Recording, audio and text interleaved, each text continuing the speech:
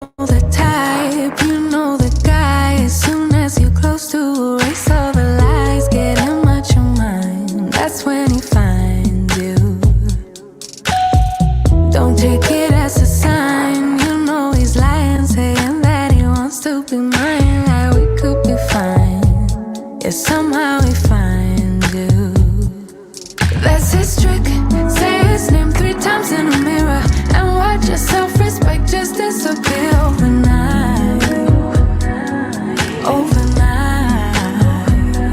Thinking he's slick, putting in just enough words to make you think he deserves some of your time. Oh my, oh my. Even right in front of his eyes, he wouldn't recognize if it was love. If it was love. Even right in front of his eyes, he wouldn't recognize if it was love. If it was love.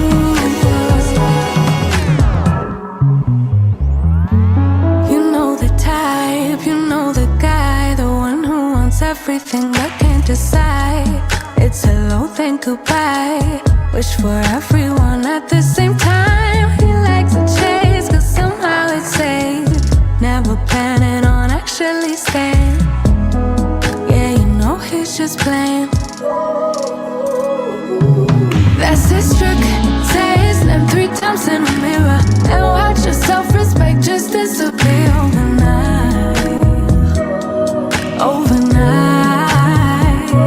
Thinking he's slick, putting in just enough work to make you think he deserves some of your time. Oh my, oh my.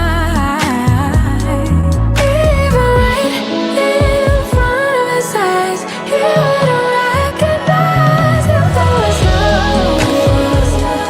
If it was love. Even right in front of his eyes. This show was brought to you by the Facebook group, The Connie Corso Enthusiasts. If it was love. No, he wouldn't know. He wouldn't. He wouldn't know. No, he wouldn't. He wouldn't know. No, he wouldn't. Why they party? I'm in here grinding. Money I'm stacking. Why they rock diamonds? I can't relate to them, ain't my chick calming. I set a goal for me 2 or 3 commas. 7 figures, 8 figures to 9 figures. On a slow pace to get rich quick. Same time we just think different. Cause when you make it, it hit different.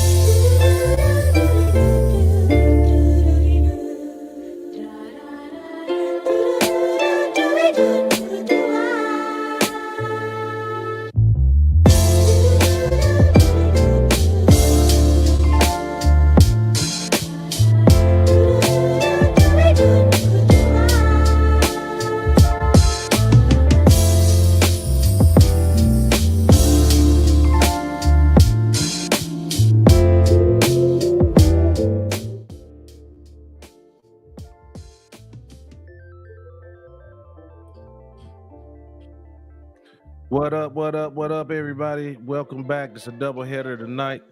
I'm hell on them intros. Only person I probably can't get is Buck City. That's probably the only one I can't get. Welcome back, everybody, to another show. Salute to the Connie Corso Enthusiasts. Brother Terry Cornish, thank you so much. We definitely want to have this brother back on.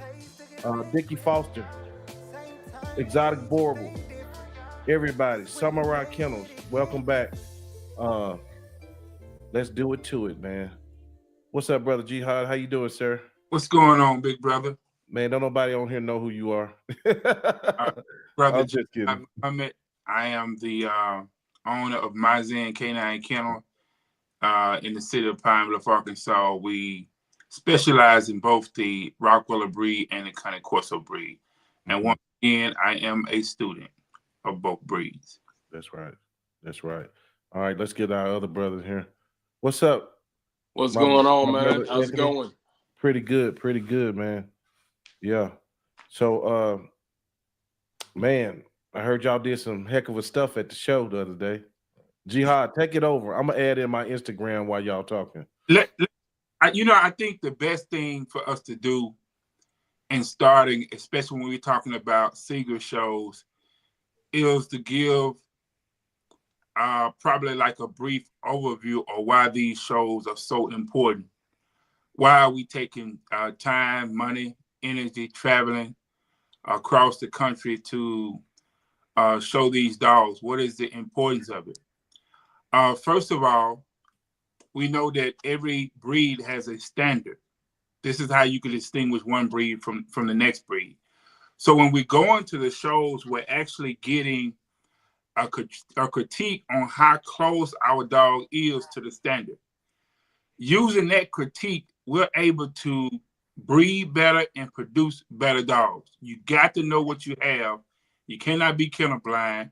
And so these judges who come from around the world, who have years, many, many years of experience of breeding, showing, handling, judging dogs, they are helping us by giving us an honest, unbiased critique of the dogs that we bring to the show. We're using that information and that data to pair dogs in such a way that we're able to produce better dogs. In addition to that, we're able to learn by both listening to the judge and watching the dog that is in front of the judge. We're learning more ourselves as it relates to the standard. So it's an educational experience. It's also an opportunity to network. You get a chance to see so many dogs grow up through their developmental stages, and you get a chance to see many, many dogs in one area, and you're able to make a determination on whether you need this male stud or that male stud, and to have the owner there, the handler there, who can make that connection and make sure that you get the right stud that you need is very, very critical. Absolutely. I agree with Jihad 100%. Reason I even started showing dogs was to, again, figure out what we had, where my dog was in relation to what the breed standard is. Everything else I feel is a plus, because the goal is to continue to breed, improve the breed, and breed better dogs. And the only way that you can know that is by having an unbiased opinion on your dog from a professional, in my opinion. Because like you mentioned, a lot of people are just kennel blind. They're going to think they got the best this and best that. But at the end of the day, we're always going to look at what's the best about our dogs. People tend to overlook the faults in their dog. Right. But if you take your dog in front of 6 professional judges and you get a really good critique on them, that's going to help you to find out exactly what you have. And I say 6 as just like a baseline number. But the more critiques you have, the better. Absolutely. Yeah. Absolutely. I want to dig into something. I saw a comment today, and I know this brother. He's a big supporter. He's a good man. But I want to tackle this, man, because, and I know y'all hear it all the time. Brothers and the dog shows, y'all ruining the breed, the dog shows, and I don't get it because my thing with it is, some of these dogs they talking about don't even look like the breeds they claim to have. And how can a dog work and he don't have the proper anatomy to work, and you don't really know the breakdown and the function of how dog parts work? What are your thoughts on that when you keep hearing? Do y'all hear that a lot? And can you repeat that? So it's basically what I'm asking is, I have a lot of people say what the dog shows are ruining the breeds, watering down the breeds. But a lot of times I see some of these function first people that their dogs don't even look like the breeds that they claim to have, and they really don't know about how the function and the anatomy of the dog is the function of a dog, especially a working dog. Can y'all speak to that? Yeah, and they say that the shows are watering down the breed. The thing is, it depends on what type of show you're doing. And I don't think shows are necessarily watering down the breed. Like, so AKC shows, for example, Mm-hmm. When you go into an AKC ring, you don't know why you won or why you lost. The judge is going to just pick him, her, that dog, and you have no idea why. Mm-hmm. That's why I love Seiger. Mm-hmm. Because you're going to get a critique. And the judge is going to sit there and break down this dog in front of everybody on a loudspeaker, Right. typically on social media, live on Facebook, as to why this dog is being placed at this position compared to the standard at first. And then we're comparing this dog to that dog. Right. Makes sense? So I feel like if you're doing Seiger, it's not watering down the breed. It's actually helping you get the data that you need to breed better and to improve the breed. Right. With AKC, I still can't say it's watering down the breed, but it does make you wonder, okay, what makes this, if the judge isn't telling me anything and I'm just looking, say I'm a novice and I go to the show and I'm just looking and I'm just seeing the judge pointing fingers with no explanation. At that point, as a novice, I don't know which direction to go. And then some people would be like, oh, I just want to breed to that dog because, hey, it's a champion. Well, what made this dog a champion? What qualities of this dog makes him a champion? Right. You understand? Right. Yeah, I don't think everybody knows some of the criteria with like Seiger and things like that, because don't get me wrong, I know it is people that breed just for looks. You know what I mean? And you don't have any accountability behind it. But wouldn't that be more of the breed club? But let me say this. Even the look of the dog itself is there for a particular reason. When we look at the Rottweiler, we're looking at a black dog with wrist tan markings. If you bring the dog in front of me and you say it's a Rottweiler and it has gray spots on it, if it has brindle spots on it, I automatically know, based upon just looking at the dog, that it's not a Rottweiler. So the look is important. Very. You got to be able to look at the dog. Everything about the dog is important. The outside, the structure, the temperament or the psychology of the dog. We do not, in Seiger, we do not ignore any aspect of the dog. And this is what people don't understand. And they're taking one aspect and they're saying this is it. Or they may take a dog that is doing a physical function. And in their eyes, they see that physical function as being good or sufficient for them. But it does not give them the necessary data that they need. If I talk to somebody who does not show in Seiger, they're not going to be able to explain to me the movement of the dog. And I've been doing this for 12 years.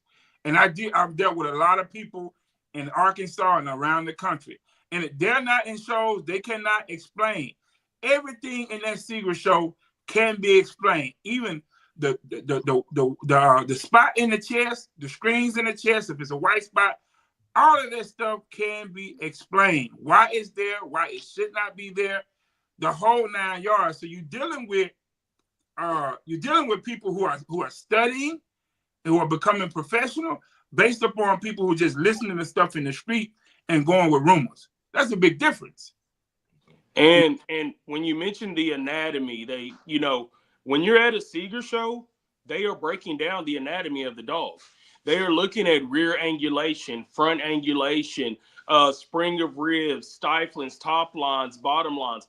All of that plays a role of the dog being able to function properly to do the work. And because they're comparing it to the standard. And the standard is based off of this dog being able to work. Absolutely. So whenever someone says that it's watering it down and they're mentioning the structure, again, in Seiger shows, they're breaking it down and you're going to be able to see and understand why. Again, AKC, maybe not so much, but there in no way do I think shows are really the way to go to know what you have to improve the breed. It's typically the people that aren't showing that are saying that the shows are watering down the breed, or they're saying they're seeing fun shows, which fun shows have no real substance, in my opinion. Fun shows are a meetup. We come and hanging out, having barbecues, Right. Showing our dogs, talking about who got the biggest dog and who got the weighs the most. We just having fun. Yeah. Right. But whenever you're going to a sanctioned Seiger show where you're getting a written critique from every judge that has to be signed off on by the judge at the end of every show, that's giving you ammo to improve your program. In no way do I see that as watering down the breed. Gotcha. And like this weekend, I had a dog on Friday. Not only did I compete in Seiger with him the whole weekend, we did his standard evaluation, which we are breaking the dog down to the nitty gritty at that point. We're the judge counted every one of his teeth. She put her finger on every teeth in his mouth. And we're doing measurements of the dog. We're doing the head, the skull to muzzle ratio. We're checking mouth pigment. We're doing circumference of the chest. We are doing length of body, height of the dog from the withers. We're truly breaking this dog down and getting all the information that we need, again, to be able to breed better dogs. Gotcha. And so I feel like this, again, the Seiger shows are much more than some people say just which dog looks the best. It's also which dog can do the job. Because there were multiple situations this weekend that I was in that the reason my dog got the placement that it did was because its ability to move and its willingness to work and do the job. Right. I literally had a dog where when in standing and stacking, he was a pretty nice dog. But what caught the judge's eye is his willingness and ability to move whenever we got to taking off in the ring. And the judge told me, he said, hey, this dog got bumped up in this placement. He wanted to go. He wanted to work. He had the willingness, the structure to move the way that he needed to, and the desire to be out there and work and do a job.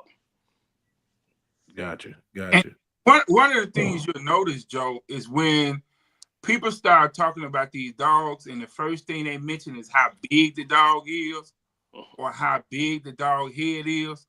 You automatically know you're probably going to be dealing with a person that's not educated on the breed. Because it's not about size. Size is not the ultimate thing. You have a lot of, in fact, some dogs got penalized because they were overweight.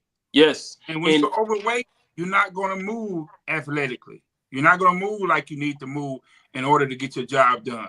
We know that as human beings. If I'm overweight and I'm out of shape, I'm not going to move as good as a person who is in shape. It's just I'm not going to be able to perform. Even on a job, if I'm at a job and I'm doing manual labor, I'm not going to be able to perform like that healthy person that's in shape, that don't have all that body weight. Some of this stuff is common sense. Yeah. I'm not impressed by the biggest dog. No. A lot of things other than size that I look for. And a lot of times with the dogs that are bigger and overweight, that causes structural issues. Right. If you're way too big and overweight, you could cause your front to be a little east-west because the dog is carrying too much weight, especially if it's too big, too young. That's one of the biggest issues, is trying to get the dog too big, too young. And now you're dealing with a young dog that is the size of an adult dog, but he's not fully developed physically. Now we have structural issues. Now we have a dog going east-west, have a dog with soft pasterns, have a dog that isn't conditioned enough to really be able to run around and show enthusiasm and power when it's moving. Again, like Jihad said, it's like a human that's not in shape, but they're overweight. They're not going to be able to do what they're supposed to, and they're probably going to be putting themselves more at risk for injury as well. Gotcha. Hold on here. Terry says, touch on how the structure relates to the ability to work as a protection guard dog. So when you're talking about, again, structure, protection guard dog, whether it's doing bite work, IGP, whatever you're trying to do with it, it has to be able to perform. Again, it has to have the correct spring of ribs, the rear angulation. It needs to be able to push off correctly. It has to be strong and powerful all over the dog, not just in the rear, not just in the front. So it also needs to have the sufficient forechest. So when it comes down to workability, again, if you have the right structured dog, it's going to be able to do the protection work. And again, another thing we have to talk about when we're talking about a dog with protection work, the head to muzzle ratio. Right. When we're talking the muzzle, if that muzzle is too short, that dog's not going to be able to, one, it's not going to be able to breathe the way it needs to. And two, it's not going to be able to bite the way that it needs to. And that's another thing that I feel like why the standard evaluation is very important, because it gives you your documented skull to muzzle ratio. Mm-hmm. Mm-hmm. And Terry's going to come one day and really get into that. I was on the phone with him one day for about 20 minutes, and he was going through it. I was like, oh, my God. So some lung capacity, all this stuff. Right. He going right. And Terry and I were talking a while back, and again, spring of rib, talking about the oxygen coming into the body, giving the muscle what it needs to be able to move and power. Hey, he's like I told you before. Yeah. He's a wealth of knowledge. Yeah. He's a well of knowledge. He's gonna show all about that. But yeah, man, let me hey guys, hold on, excuse me, y'all. Y'all hold questions to the end. And let us get through this right quick, but we promise we'll get them. So I got to pay when I got to get to out here right quick. Complex personal. I noticed Mr. Forte and some of the people that use the same lines as him enter a lot in URKA and not RKNA shows. I'm curious as to why. And when you answer this, bro, tell us the difference in between these two organizations. So one, I'm not sure who this person is asking.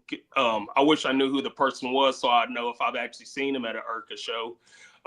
But with that being said, there's the same lines at both shows. One of the male that I won Youth Seiger with and V1 and U2 both days at this last show, he's 100% German bloodlines.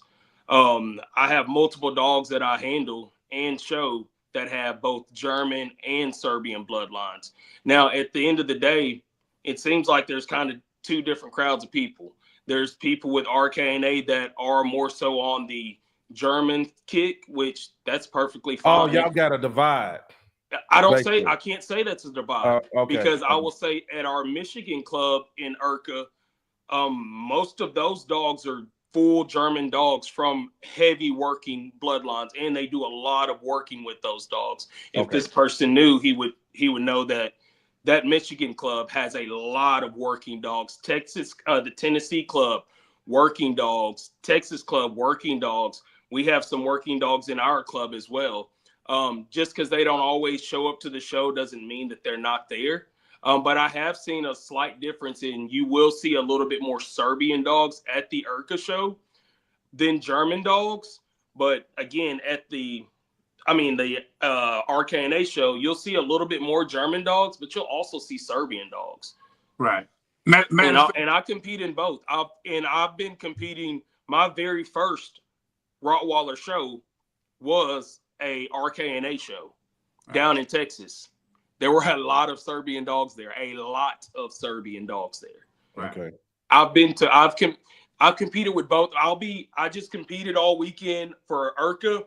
I leave on Friday morning to go compete in Georgia at RKNA show. Taking the same dogs that I had at the IRCA show at the RKNA show. You know? So it's all about the location where the people are at too. Like the RKNA club, they have people that are organizing their club that push the working. Well, it makes sense that you're probably going to have more working people and people with working dogs at their show because that's what they push the most. Now, IRCA pushes working as well. Again, we have multiple IRCA clubs that do a lot of working with their dogs. But again, you're still going to get a handful of Serbian dogs from Serbian lines at those shows as well. So to answer this question, you really kind of get a mixture. There are a little bit more German style dogs at the RKNA, but that's just because the people at the top of RKNA push that. Mm-hmm. It's plain and simple. It's literally plain and simple. And the people with IRCA, they push all Rottweilers. Like Whether you want to just work them, whether you want to show them, it doesn't really matter. Do what you want to do with your dog as long as it's within the breed standard and helping better the breed. That's why with IRCA, like if you're an IRCA member, before you breed your dogs, they recommend, of course, health testing, recommend a standard evaluation as well. Hey, at the end of the day, people are going to bring in the dogs that they want to bring in and compete with them. And I see a mixture of all lines, and I have and compete with a mixture of all of those lines. Right. I want to say that one of the things I noticed this weekend was that there was both registered IRCA members and registered RKNA members at the club in San Antonio, Texas. And one of the reasons why that's like that is because of the location. Yes. Yes. I've been to RKNA shows. I've went in Texas. I've also went in Georgia. The difference is I have to look at what I can make those shows based upon the location at the end. I'm not in a position to just take a bunch of dogs to California or maybe Arizona. So you're going to find out a lot of people make their decision based upon what the location is at. Am I able to travel 19 hours? Am I able to travel hours with these dogs to get there? So you'll find out that in Arkansas, we're going to be at the Georgia shows. They don't conflict with our schedule. We'll be at the Texas shows. Okay, as they continue to build and have more shows around the country, and they're attending IRCA shows, we're going to definitely be supporting them also. Okay. And I would like to add something when we're talking about the RKNO shows over in California and all that. If you look at the dogs at those shows in California, Arizona, you don't see as many of the working ones over there unless they're traveling from the Georgia club over there. And I have quite a few people and friends that I talk to often that are RKNA and members, and they mainly show RKNA. They're over on the West Coast. Serbian lines. A lot of Serbian lines. The Georgia club is, to be completely honest, the Georgia club is the main heavy working RKNA club. Right. And let's just be honest. Yeah, so it's a lot of factors that go into attending these shows, you know. Yes. Right. Yes. Location is huge. Location and timing of the shows too. I'm sorry. If you're doing working dogs, some people are going down there early this week because they want to attend the seminar. So they're going to go right from the seminar into the secret show, which is a good thing for those who have those working lines. If you are going to IRCA, you're going to get the opportunity to have two judges. Yeah. So, and get two different critiques. And that's huge.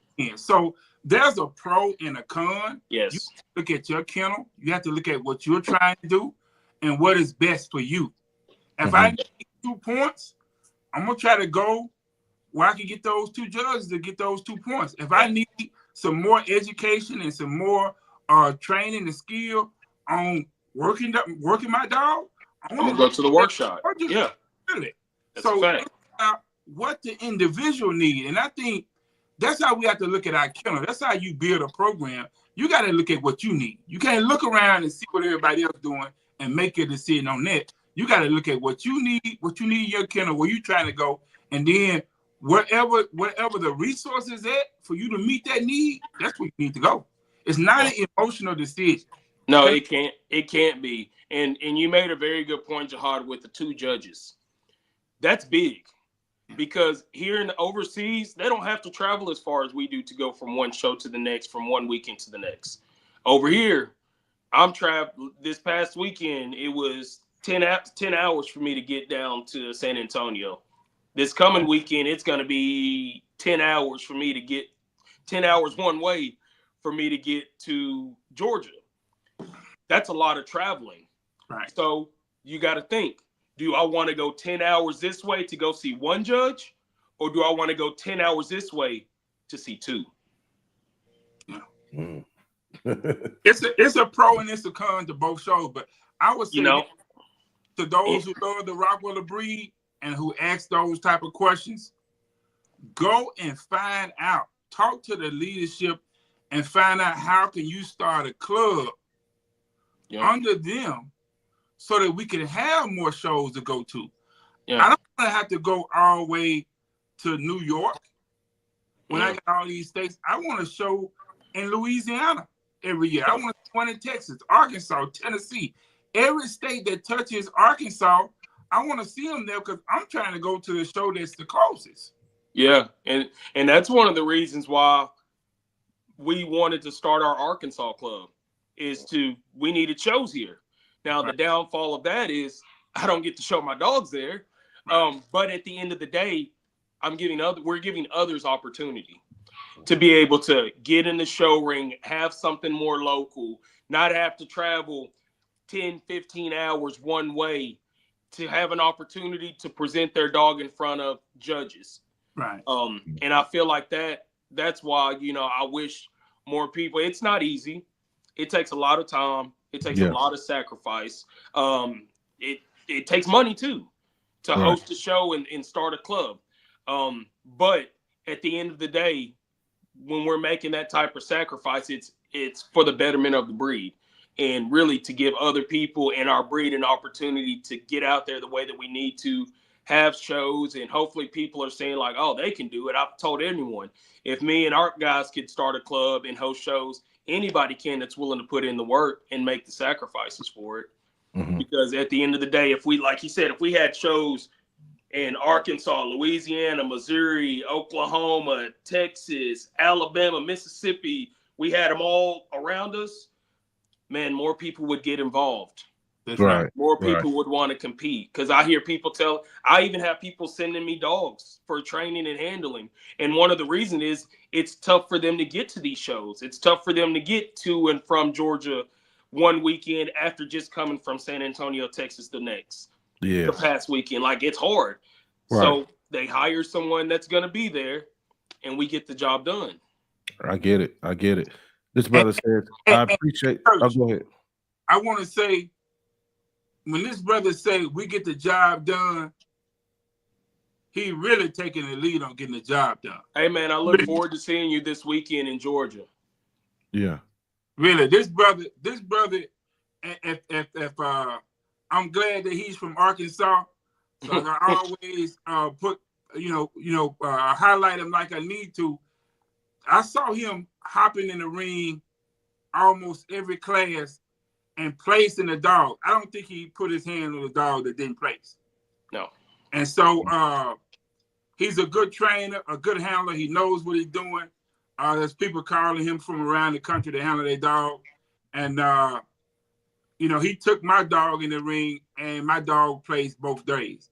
And the second day, he got a V1, which is a point toward becoming a champion.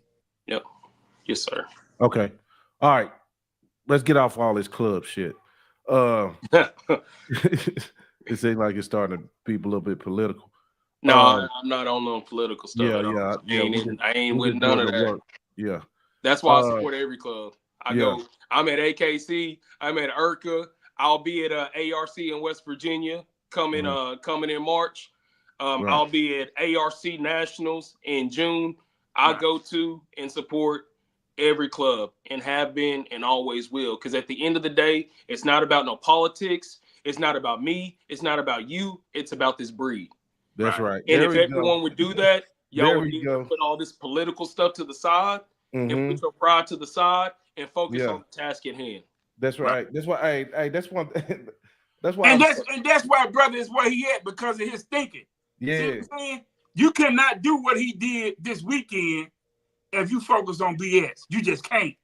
Right. I saw him hop in and out the ring even when he was cramping up to take a break because he had an obligation to fulfill to his clients, and he delivered. There's not anybody who I think won more than he won. One after the next, one after the next, one after the next. And it takes something in you to be able to get in that ring, to move that dog physically, to stay focused mentally, right?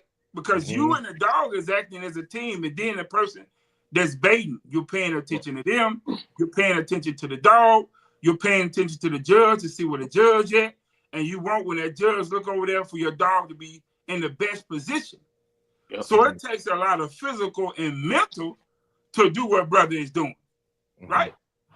Yep. Right. And if you got that physical and mental to make it happen, like he making it happen, you can't be focused on what don't matter. What don't matter, bro? Yeah, that's right. I focus on what I focus on what matters, and I control what I can control. That's right. At the end of the day, focus on what matters and control the controllables.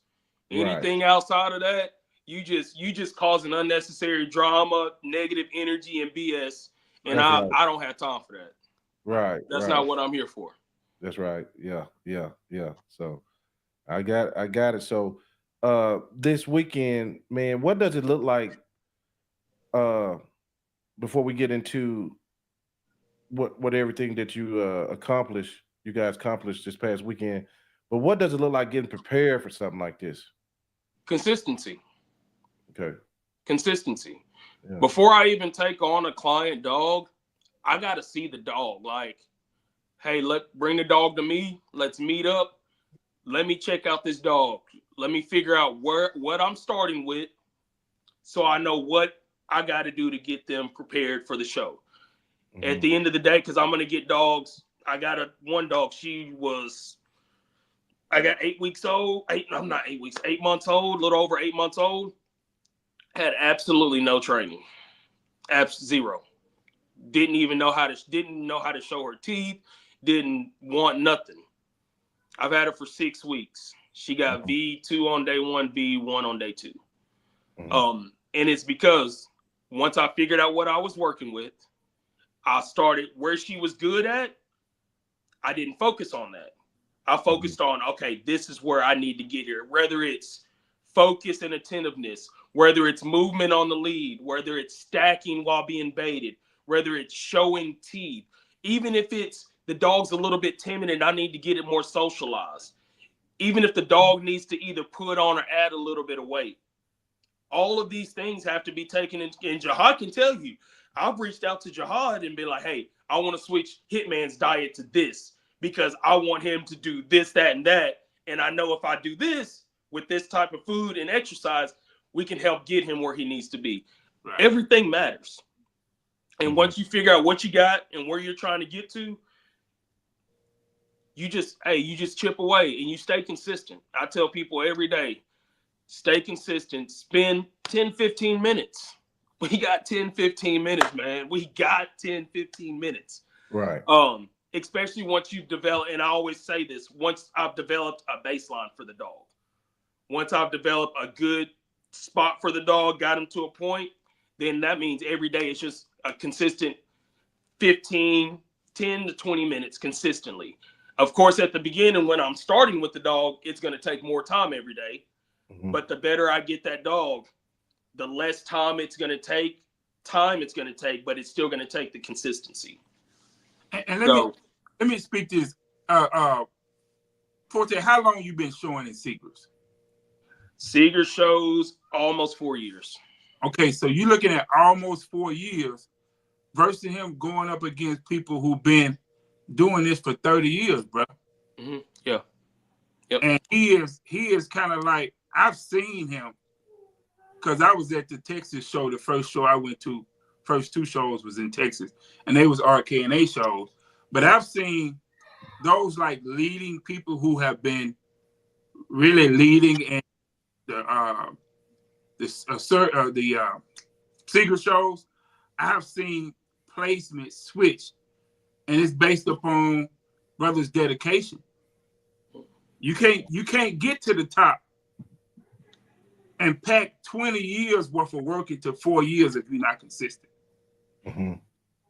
So he's consistent at what he's doing and he's good at it. The results they show, they speak for itself. You're dealing with different judges from different parts of the world at different clubs in different parts of the state, and the man winning. With different dogs. Yeah, with With different different dogs, yeah. With a lot of different dogs. With a lot of different dogs. And again, like I've told you before, Joe, my first show that I handled my own dog at, my first day of the show, at the bottom of the critique, it said handler needs more training. I had two things I could do. I could sink or swim. Right. I had two options. Right. Right. And I chose that, hey, at the end of the day, let me learn. And I learned and worked with my dogs and started getting more dogs and just stayed consistent with it and really figured out like a training style that works for me. And I understand every dog is going to be different, but I've kind of figured out, you know, what works for me and what's going to help me to continue to move on with them. Right. Right. I know you got goals for each show. But what does the competition? You said you going against people who've been in a long time. So how hard is the competition level? Or you just kicking ass like that? Because what were you able to accomplish this weekend? I don't know all about the accolades, but what all did you bring home? And it's crazy. I didn't even know until I figured. I was like, he might ask me this, so let me. I believe it was 8v1s, 2 Seigers, a youth Seiger, a best of breed.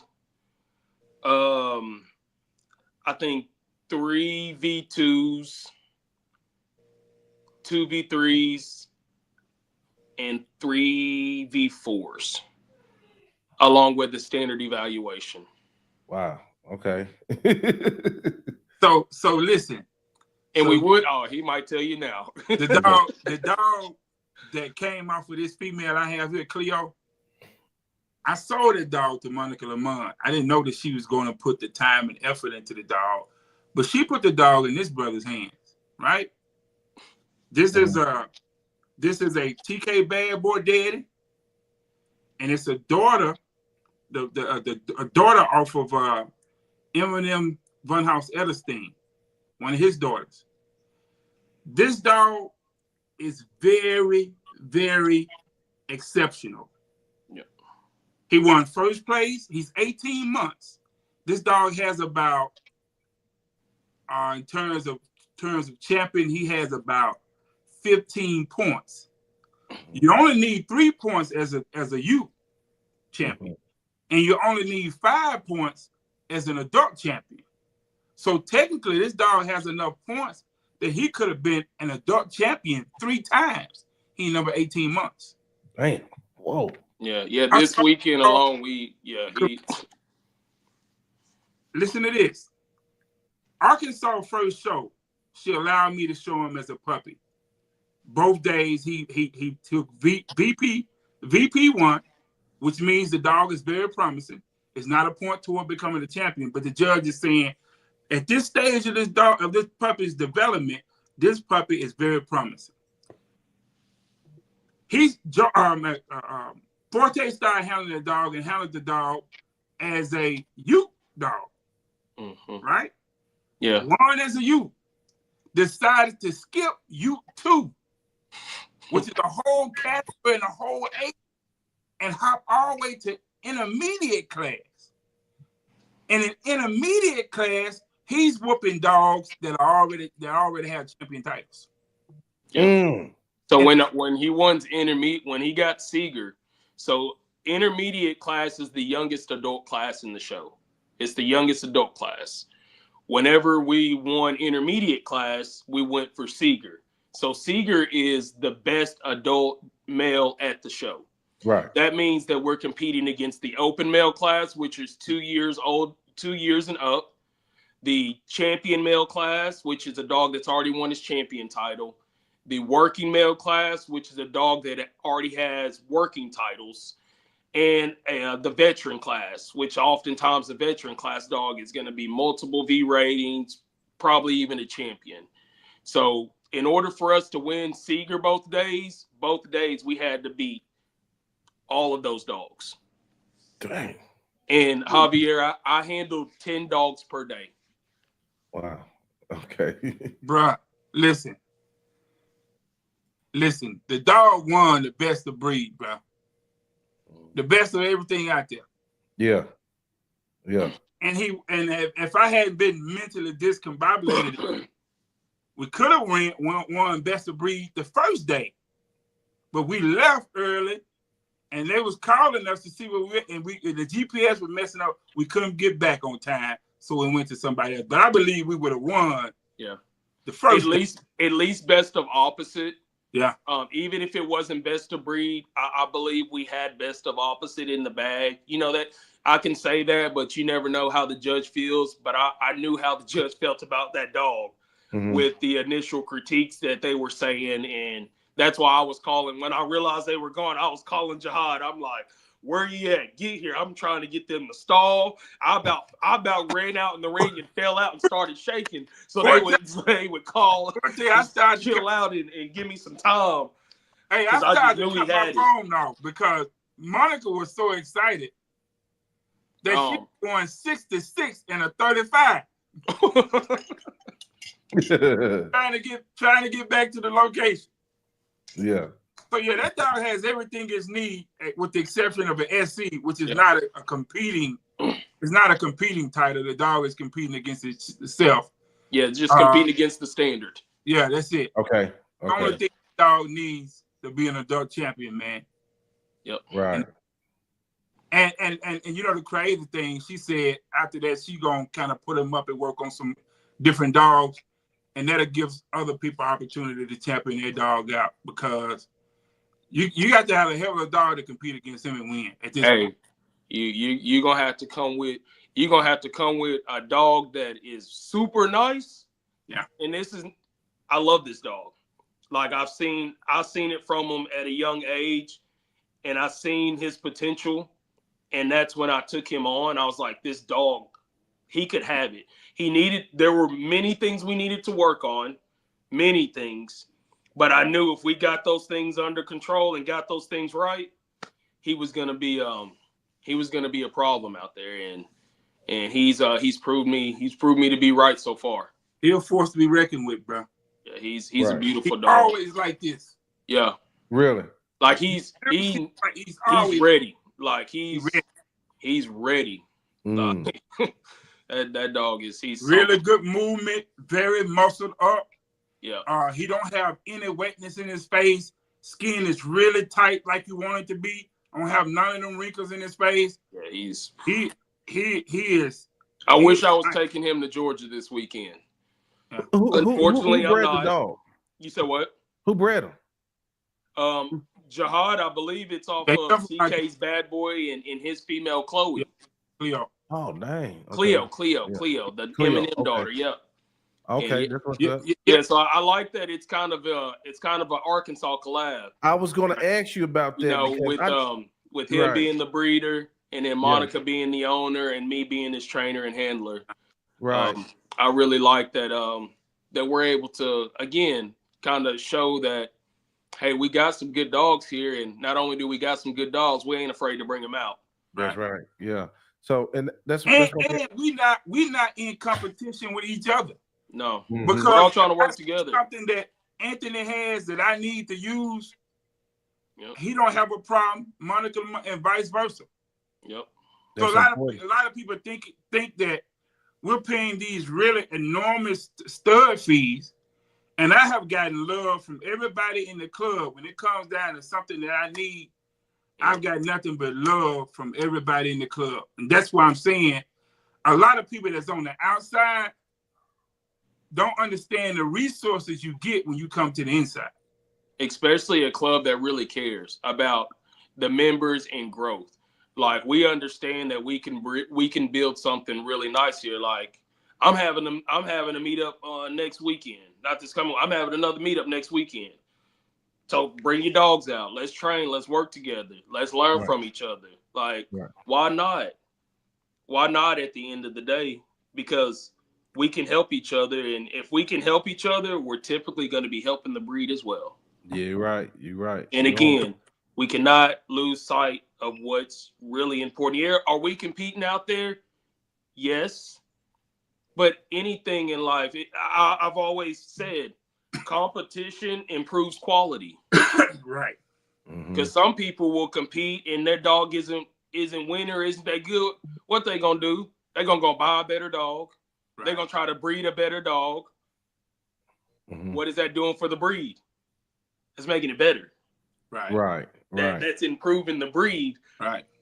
Even if it's not the competition grades, even if they're not getting the critiques that they want, these critiques are like, man, this same dog is getting these same critiques, and okay, so now I truly believe this is the issue. Okay, man, I just got to put this dog in a pet home and go find me a better quality dog. Or, hey, I got to just sit this dog down from showing and try to find, if it's a female, try to find the right stud that complements her weaknesses to try to improve this breed in my program with the next generation. If we wasn't competing to get critiques and competing, because let's be honest, we like winning. Stop acting like we don't. The Georgia show would have gave him real competition. Competition is good. I like competition because I think it sharpens you. Yes. And you have this big guy in the room with his head stuck out, right? And I want to be the guy that come in singing Michael Jackson. You are not alone. Man, hey, for real. I don't care about nothing about that. Yeah. No, for real. I think competition is very important. Yeah. And good competition. Right. So when I say that, I mean, hey, I got V2, you got V1. Hey, let's dap it up. Right. Hey, I'm gonna get you next time though. Right. Yeah, right. You know what I mean? Yeah. Good, healthy competition is what I mean. Healthy competition. Yes, it makes you get better. Yeah. Yes, because it's only made me get better. Right.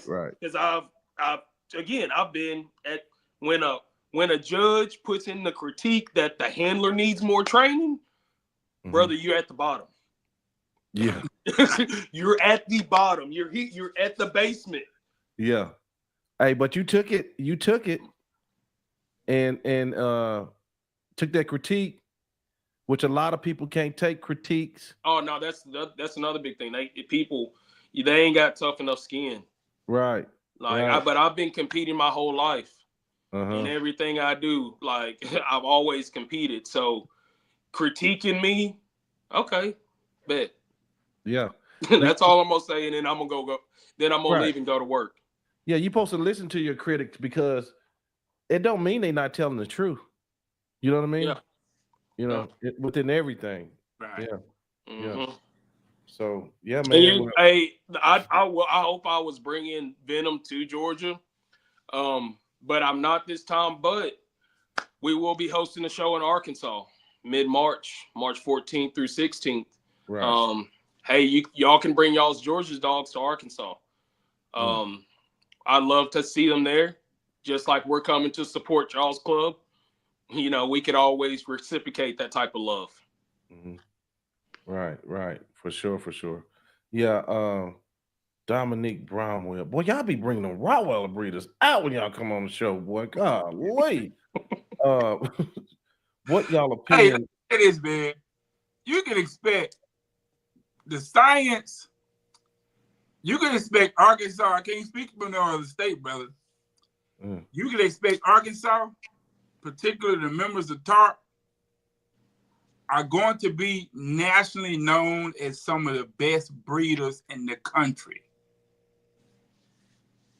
Everything that we talked about and we said 2-3 years ago has started to manifest. It was this man who started talking about health testing of the Rottweiler when we had Rottweiler breeders in Arkansas who had been breeding for 20 years who didn't know anything about health testing. What it was. Yeah. Did he encounter some resistance? Absolutely. But if you look around now, you see how many people in Arkansas health testing, importing dogs that got titles. It's because of this man. See, here's one thing about it. You can argue, you can fuss, you can fight, you can hate. But when the truth is presented and the light is shining on the hill, you're going to be forced to go to the light. Right. You might be kicking and screaming. You might be in torment, but you're going to be forced to submit to the truth. Right. This is a train. Arkansas got a train, bro. You could get on the train. It's going slow right now. Yep. Mm-hmm. If you try to get on when it starts to go fast, you may hurt yourself. I'm inviting you to come and get on the train and let's win together. Yes, because we can all win. That Arkansas is not just on the map, but let's make sure that Arkansas is on the hill. Because I do need to add, on day one of this show, and there was good competition at this show. There were nice dogs. Absolutely. On day one of this show, our member of our talk, he actually started the club with him, Tony Hall. He won Best of Breed, which is he's from Arkansas. He lives 15 minutes from me. He won Best of Breed with his female, TK's Atlanta, on day one. So I was able to win Best of Breed on day two. Another one of our TARC members was able to win Best of Breed on day one. And it's,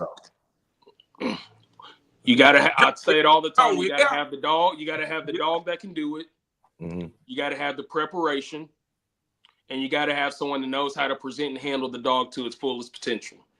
If you got those three things, you're always going to stand a chance out there. I'm not going to say you're going to win all the time. No one wins all the time in anything.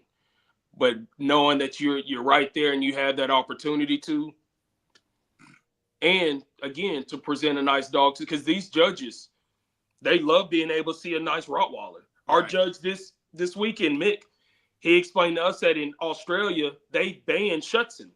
He doesn't get to see working class dogs at shows in his country because they can't have the working class. So he gets excited when he gets to leave and go outside of his country and see the working class dogs, see that drive, that power, that willingness and desire to work. You know, it's just so much. Right.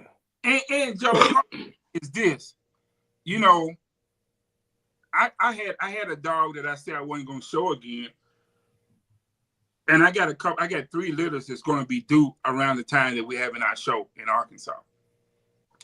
But I'm going to register that dog, and I'm going to take that dog and show him myself. It's something about being in the ring, and that powerful dog at the other end, and both of y'all are working as a team. Yeah. And if you can get a placement, 1, 2, 3, 4, that's really, really nice. If you could get first place, it's super nice. Yeah. But if you can get a good critique on your dog, a V rating on your dog, a good critique, yes, that's really what you want. That's it. That's really when you mentioned earlier, it's the best. You want the experience. Yep. You want the camaraderie of you being on one end of the lead and that person being in front of you. Sometimes you don't even know the person that's baiting your dog. Yeah. And they out there helping you win, and you don't know them. You're not giving them no money. Yeah. You're not doing them no favor. People out there want to help each other. Yeah. And you mentioned earlier my goals when I go to a dog show. Yeah. It's the V rating. It's the good critique for if it's my personal dog, my dog, or if it's a client's dog, the client's dog. And a good critique comes from the dog being in the right condition, right preparation, and present it to its best ability, and a V rating. After that, it's up to the judge as far as placement. Whether you get first, second, that's really preference at that point. Because at the end of the day, granted, we have a standard. Judges are going to like a particular kind, particular style, particular looking dog. Mm-hmm. For you having clients' dogs, what can the client do with the dog to help you prepare for a show? Because at what point do they turn the dog over to you for the show? It really just depends on where the dog is starting off, and then also how much time they have to put in with the dog and how consistent they can be. One of the things I always tell them is start them as early as possible with the basics, showing teeth. Showing your dog's teeth, getting your dogs used to having someone's hand in its mouth, open in its mouth without any or little resistance. And then standing and staying.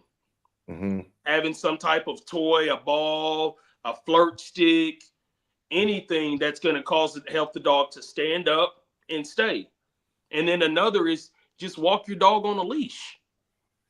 Just teach your dog how to walk comfortably, or just get them to where they aren't afraid of the leash. There's some dogs you'll put a leash on, they turn around and they backing up trying to slip the lead and freak out because they've never been used to it. So it's just the basic things. Hey, show the dog how to get the dog used to people playing in its mouth and, showing teeth. Then also the stand and stay, and then walking on the lead. Because at the end of the day, if you have a dog, you should have it on the lead every now and then. Right. And like at some point, every now and then, have them on the lead and just get them used to it. I'm not saying you got to have a show where you can take them out there and run them around. I'm not saying you got to do that. I can do that. Just get them to where when I put a lead on them, they're not freaking out, and they are gonna come with me and follow me, and not dart the other direction or fight against me or constantly pull the entire time. Right. Yeah. As far as I don't know, I'm gonna ask this question, but you might have answered it already for its location. But as far as the show part, why is it not more participation in the work portion of the breed? The working? Yeah. Like, are you talking about like, well, one thing in America, and I say this a lot, and sometimes it sounds like an excuse, but it's also the reality of it.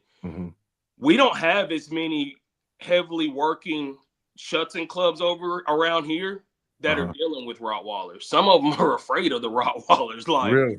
Taking a bite from a Rottweiler, it's a little different.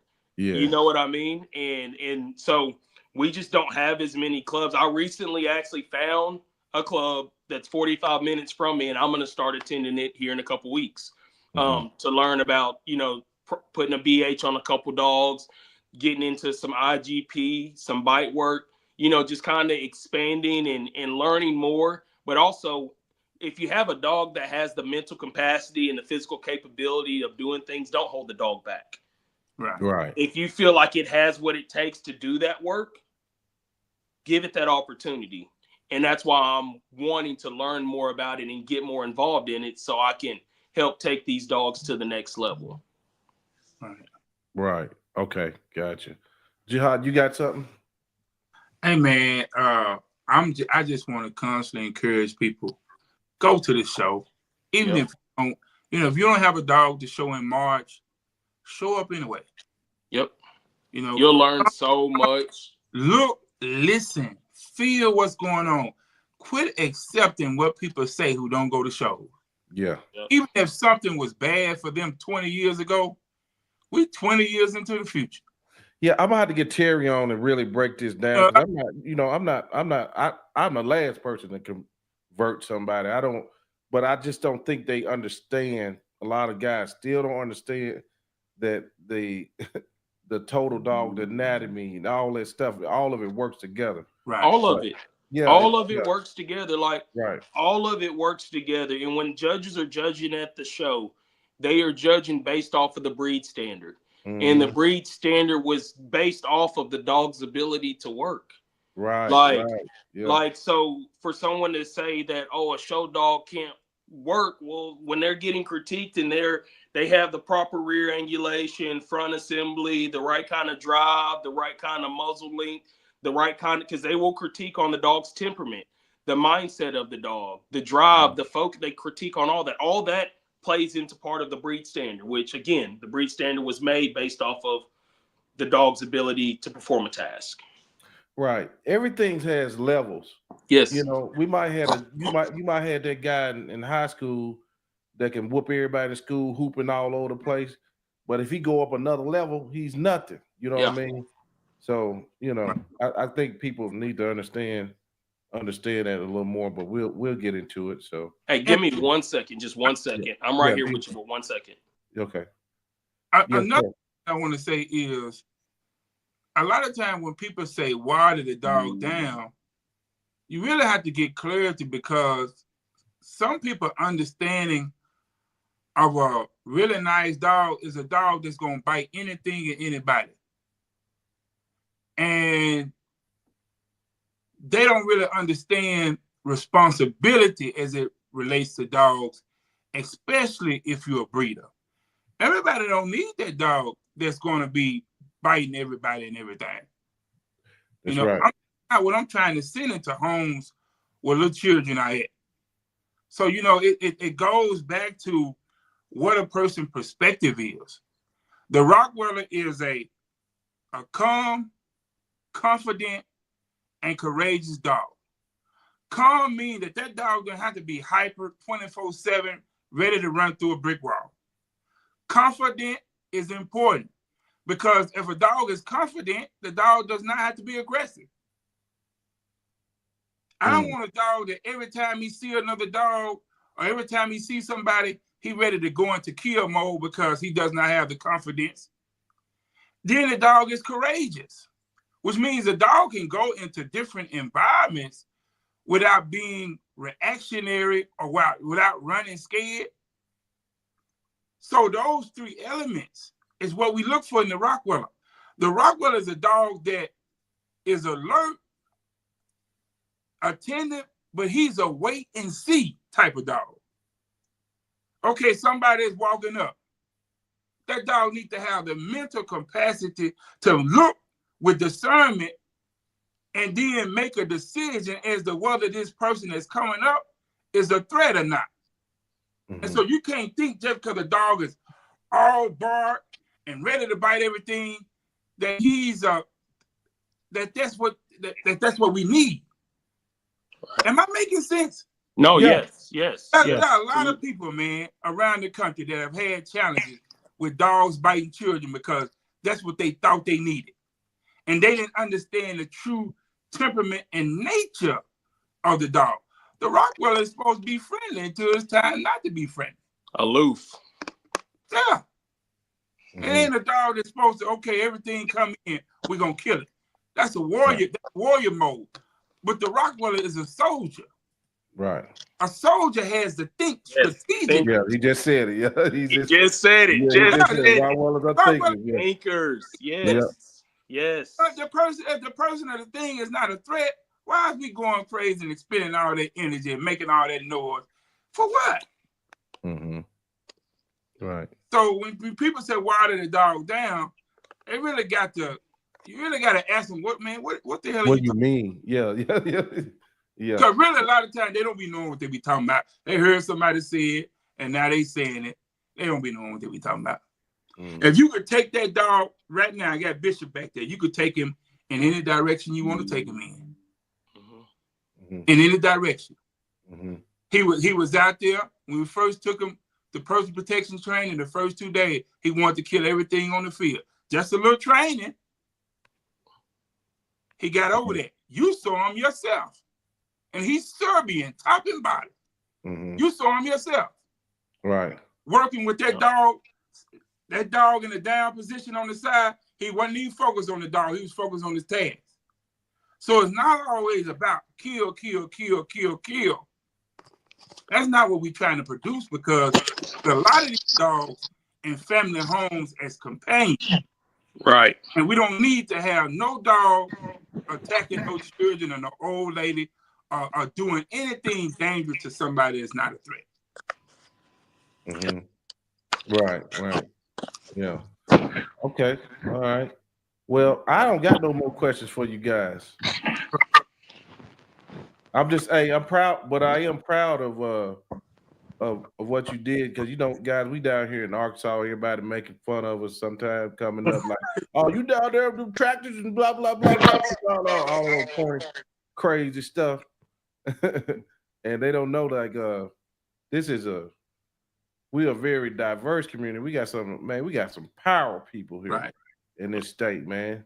Right. And it's just something different. We got a lot of culture down here. From Forte City, Arkansas to Pine Bluff to Little Rock. Right. To up here where I'm at, a lot of culture. And just because we country don't mean we can't function. Right. Right. Yeah, right. Don't get it twisted, man. We'll put you up in the Mississippi Cross and let you know what the deal is. But anyway, but good job, Forte, man. We so proud of you, man. Appreciate it, man. And I'm gonna really hit the gas on Arkansas. The people who's involved in these breeds doing an excellent thing because ain't nobody else gonna do it for us. We put ourselves on. Yes, sir. I appreciate you having me on again, man. Yes, sir. I appreciate you always coming to help me out, bro. You said what? I appreciate you always coming to help me out, man. Oh no, absolutely, man. Yeah, and helping the people. No, anytime. Yes, sir. Yeah. Jihad, what you got, brother? Closing remarks, benediction. And we closing. I want to say to the Cunning Corso world, we have this puppy here, me and Joe, NWA, Garner Mizan, and we started taking him out to stores today. Oh, good. Watching him. Yeah. We anticipate that he's going to be the first Cunning Corso champion to come out of the state of Arkansas. Yeah. So, Okay then. That'll be good for us because Jihad, it'll be coming out here. And I wanted that dog to go to Jihad, and I bred him, so it'll be good for us. Great show. You putting him in the hands of Lena. You said what? Lena. Am I pronouncing her name right? Who'd you say? Lena. Is it Lena? Laney? You talking about Lena. You putting him with Laney? Yeah. Laney, she gonna get him right. Yeah. She gonna get him right. So before we go, just let me hit a couple of these comments. Terry Cornish, I appreciate what you all are doing, opening doors to obtain knowledge. Everybody go over there to Facebook and look up Terry Cornish and tell him come on the show. Yeah. Me and him. I'll hit him up tomorrow. Don't worry about it. Yeah. Don't worry about it. I'll talk to him tomorrow. Great show today, y'all. Ask Mr. Forte what's his favorite Rottweiler that he doesn't handle or own. Like the one that I've seen out in the show rings, most recently, I'd have to say TK's Amazon. Okay. TK's Amazon is he's truly a specimen. That dog has it. And I say that, but this week in Georgia, I'm gonna have the opportunity to see a lot of dogs that I either haven't seen recently or haven't seen at all in person, because it's been about a year and a half since I've made it to an RK&A show. So I'll have an opportunity to lay my eyes on other dogs, and I might have a different response for you next time you ask me that question. Yeah. Hey, when it comes down to these dogs, I don't discriminate. I look at them. I don't care what lines they come from. When it comes down to just judging a dog based off of its attributes, I don't ask the dog's bloodlines. I want to see the dog. I'll ask about the bloodlines after, because a lot of people, that's where their mind is messed up. They'll see a particular bloodline and I don't like that. Yeah. Stop it. Right. Stop it. Hey, I've seen a lot of big lies being doing that I've been doing this for a while. I've seen a lot of big lies being told on dogs just because they hate where they coming from. And Stop it. Look at the dog. I've had people, and I know people, they want to see the pedigree first. And if they like the pedigree, then they want to see the dog. No, stop. Right. That's why people are brainwashed. Uh-huh. Look at the dog. Look at how the dog moves. You'll see, oh my gosh, that dog looks amazing. Ooh, it moves great. And then you see the pedigree. Oh, I don't like it. Come on, man. But that's just that weird hating stuff. And at the end of the day, we trying to better the breed. We ain't trying to hate on the next breeder, the next bloodline. I'm not going to sit here and say Serbian lines are better than German lines. I think they're all good. They all have great things about all of them. Great qualities. They all have great qualities. They all bring great things to the table, but they all bring some bad things to the table too.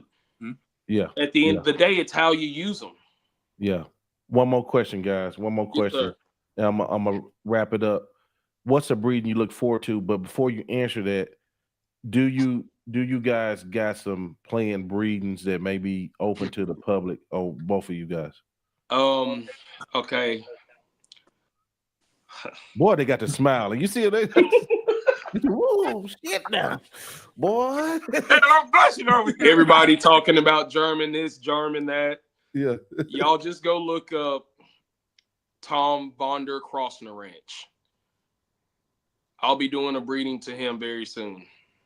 Mm-hmm. He's probably the top German dog in the world right now. German dog Mm. in the world right now. Now, the female that I'm using, I'm not going to disclose that. Okay. Fair enough. I'm not going to disclose exactly when it's going to happen, but it's in the works. And using a dog like Tom, again, 100% German, 100% ADRK, but I don't discriminate on lines because I know it had that dog. I saw the dog first, then I asked the lines. Mm-hmm. I know he has a lot to bring to the table. I've done my research. I've done a lot of digging on this dog, talked to my mentor about him on multiple occasions. Beautiful ADRK German dog, won the world show, passed his character test, working titles. And I look forward to hopefully being able to have a litter in America by him in 2025. Gotcha. Okay. Jihad, what you got cooking? I Just have tell what you can tell. I have bred a female in Serbia to the multi-champion TK Bad Boy. I should get a confirmation on whether that female is pregnant in the next 10 days.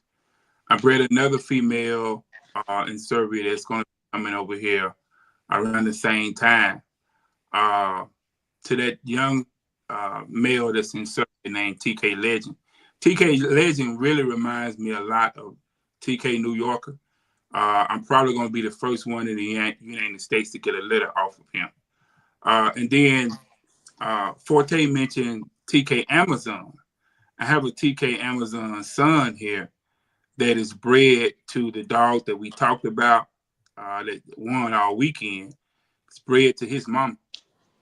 So we're hoping to get a litter from that breeding around the 15th of next month. So I should have, if everything goes as planned, I should have 3 really nice litters. And, if you are into showing, I always offer a discount to the people that go to shows. They always get a discount no matter what. So yeah, we're gonna have some puppies. And I do have one litter on the ground right now. So I had a female this weekend that I competed in open female class with. Mm-hmm. She was able to obtain V1, and everyone knows open female class. Wow, It's tough. Right. Well, the female I handled this weekend in open female, she got V3 on day 1 and got V1 on day 2. Mm-hmm. Well, I own her mama, and I currently have a 6-week-old litter off of her. Okay, cool. On the ground right now. Gotcha. Very beautiful puppies. I got a couple promising prospects out of there. I'm really, they're 6 weeks old.